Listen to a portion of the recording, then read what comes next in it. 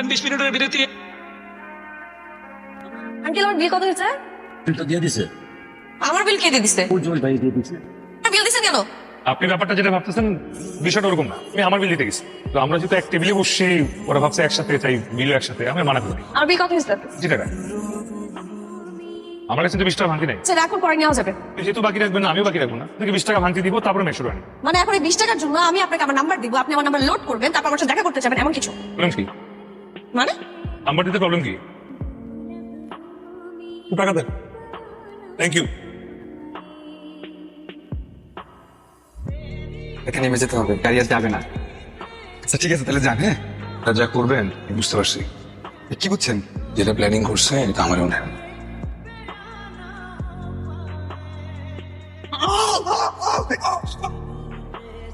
কি হলো? দুটো লোক আপনার উপর হামলা করছে, আমি আপনাকে উদ্ধার করে এখানে নিয়ে আসি। ওখানে আমি আমার ফোন, আমার ব্যাগ, আমার ওই পরে সব ডকুমেন্ট রেখে আসছি। আরে জান তো রক্ষা পাইছে, শুকরিয়া আদায় করেন আপনি। আমি যে আপনার সাথে যাব এখন, আপনি যে আমার কোনো ক্ষতি করবেন না, এটা গ্যারান্টি কে দিবে? আমি তো দিতে পারবো না। যাওয়ার মতো কেউ আছে এখানে? কোনো গ্যারান্টি নাই, দিতেও পারবো না।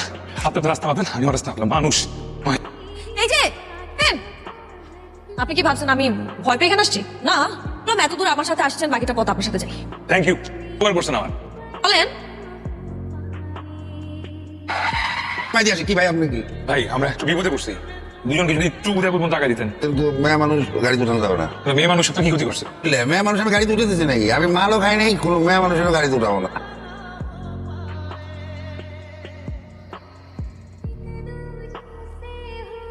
আমি সামনে বসবো না। আপনি কই যান? আমি সামনে বসবো? আপনার কি বিবেক নাই নাকি? না আমি এক একটা মেয়ে মানুষ পিছনে বসে যাবো?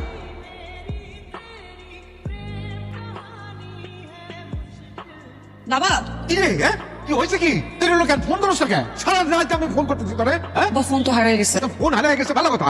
সহযাত্রী জানোর কাছ থেকে নিয়ে ফোন করবি। আছে একটু দুর্ঘটনা হয়েছিল তো আব্বা, এই কারণে। এই দুর্ঘটনা তো হইতেই পারে, আমরা সারাটা রাত তোর জন্য বসে আছি। বাবা বাসতে একটু সমস্যার কারণে সবকিছু আচ্ছা পরে বলতেছি। বাবা উনি আমাকে এখান পর্যন্ত নিয়ে আসছে, ভালো মানুষ, উনি না থাকলে আসতে পারতাম না। বাবা আসেন আসেন আসেন বাবা, আসেন ভিতরে আসেন। জরুরি না হলে আমি অবশ্যই আসতাম। আরেকদিন আসবো, বাড়ি চিনে গেলাম। বাগেরহাটে কি কাজে আসছে? স্যার একটা কাজ। সারা চিনে গেলেন, অবশ্যই কিন্তু আসবেন। হ্যাঁ, এই কাকা, দলিল লেখক প্রফেসর সাহেবের দোকান কোনটা? এই ডান পাশের থেকে যে 5টা দোকান রেখে দেখো, ওখানে বড় সাইনবোর্ড দেওয়া আছে। আমি আর কাজ কি আমার কাছে নাকি? আমার আসলে আপনার সঙ্গে যে আমার কাজ, এটা আমি ওটা বুঝতে পারিনি। আরে বসো তো। আঙ্কেল আসলে নবগ্রাম, ওখানে একটা জমির বিষয়ে আপনার সঙ্গে একটু জরুরি আলাপ ছিল। তুমি আমার মেয়ের এত বড় উপকার করছো, তুই সালামতে বাড়িতে পৌঁছাই দিছো, তোমার জন্য কিছুই করি না। ঠিক লজ্জা।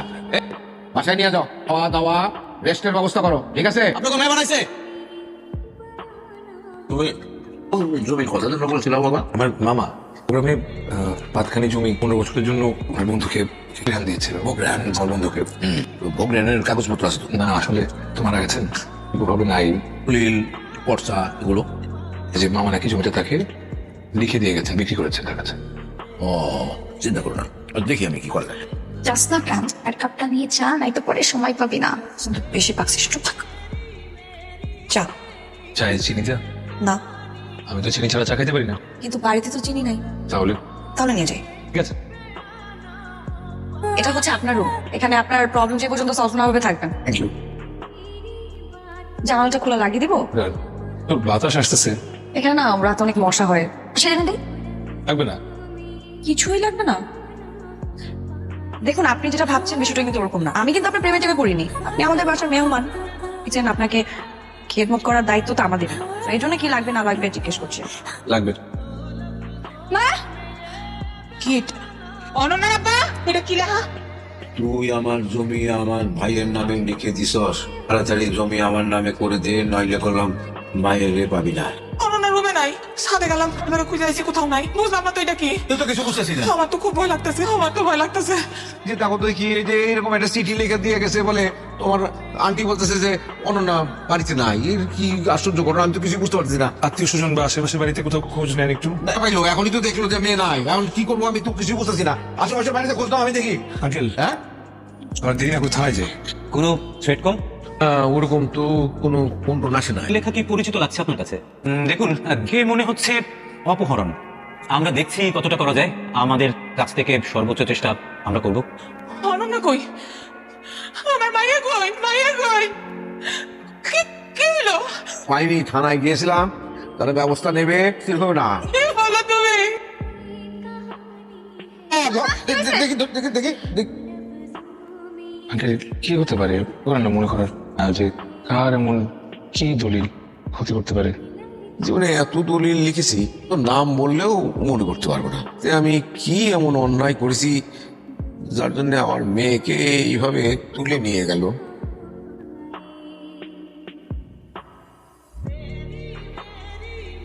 তো বিষয়টা না, আমি এখানে তোমার উত্থান শুনে তো আমরা বিশ্বাস করে ভুল করছো, নিয়ে পড়ছি। তোমার পিছিয়ে একদম ছায়ার মতো লেগেছিলাম, তুই যাও কি খাও নিজের হাতে তোমার খাওয়াই।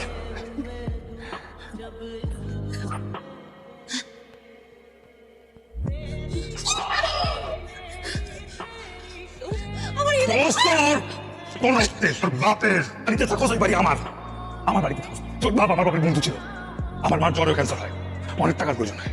বাপে বিশ্বাস করে আমার বাপ আমার বাড়ির দলিল তোর বাপের হাতে উঠায়, আরে বাঁচাতে পারলাম। অনেক কষ্ট করে আমার বাপ যত টাকা লোন দিছে সব টাকা নিয়ে তোর বাপের কাছে যায়। তোমার তোর বাপ কি বলে জানোস?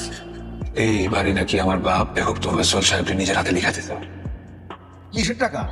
তোর কাছে আমি ধান দিছিলাম না, ছিল তার চিকিৎসা ছিল, আমি তো ধান দিছিলাম কিছু টাকা। নাই, তুই আমার কাছে বাড়ি বিক্রি করলি, আমি তোর টাকা দিলাম, আমি ধার নিবো কেন? কি কর? আমি কখন জমি বিক্রি করলাম? আরে আমি কখন সই করলাম? আরে তাদের টাকা নিলি কেমনে? আর বাপ অনেক আগুচি করছে, তোর বাপের পায়ে পর্যন্ত পড়ছে, তারপর তোর বাবা যে অপমানে অবিশ্বাসে মা হারানোর কষ্টে, তুমি হারানোর কষ্টে আমার বাপ আমার চোখের সামনে আস্তে আস্তে শেষ নিঃশ্বাস ত্যাগ করে। আমি শুধু এটাই চাইছিলাম তোর বাপ বুঝুক রক্ত চলে গেলে কেমন লাগে। এইবার বুঝবি যে আপন জন পৃথিবী থেকে চলে গেলে কতটা খারাপ লাগে, কতটা অসহায় লাগে। যা, যা, আমি তোর বাপ না, যা। আরে আসছে অনন্যা, কই ছিলি তুই? কোথায় ছিলি তুই? ঠিক আছিস মা? কি হয়েছে? বাবা এটা কার বাড়ি? তার মানে কি মাথার মধ্যে খারাপ হয়ে গেল নাকি? বাবা এটা আসলে কার বাড়ি? এ অনন্যা, ওর কি মাথাটাতে খারাপ হয়ে গেল নাকি? তুই কি তুমি জানো? না কেন, তোরা খুঁজতে গেল, তোর সাথে যে আসছে সেই ছেলেটা আবির।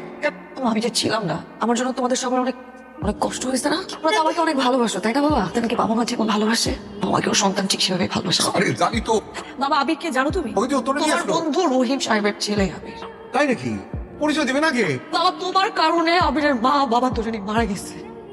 তো তোমার কারণে তাকে ঠকিয়ে এই বাড়িটা তুমি তোমার নামে লিখে দিছো বাবা। তোমার বাপতে ঘৃণা হচ্ছে যেরকম একটা অনষ্ট লোক আমার বাবা। কিভাবে করলে তুমি কাজটা? তুমি বাড়িতে বলো না। তুমি এটা আমার দরকার নেই, আমার যেটা প্রয়োজন ছিল সেটা আমি পেয়ে গেছি। আচ্ছা তাহলে আমি আসি। আচ্ছা শোনেন, আপনার বাবাকে বোঝাতে গিয়ে আপনাকে প্রয়োজনের চেয়ে বেশি কষ্ট দিয়ে ফেলেছে, প্রাপ্য আপনি একদমই না।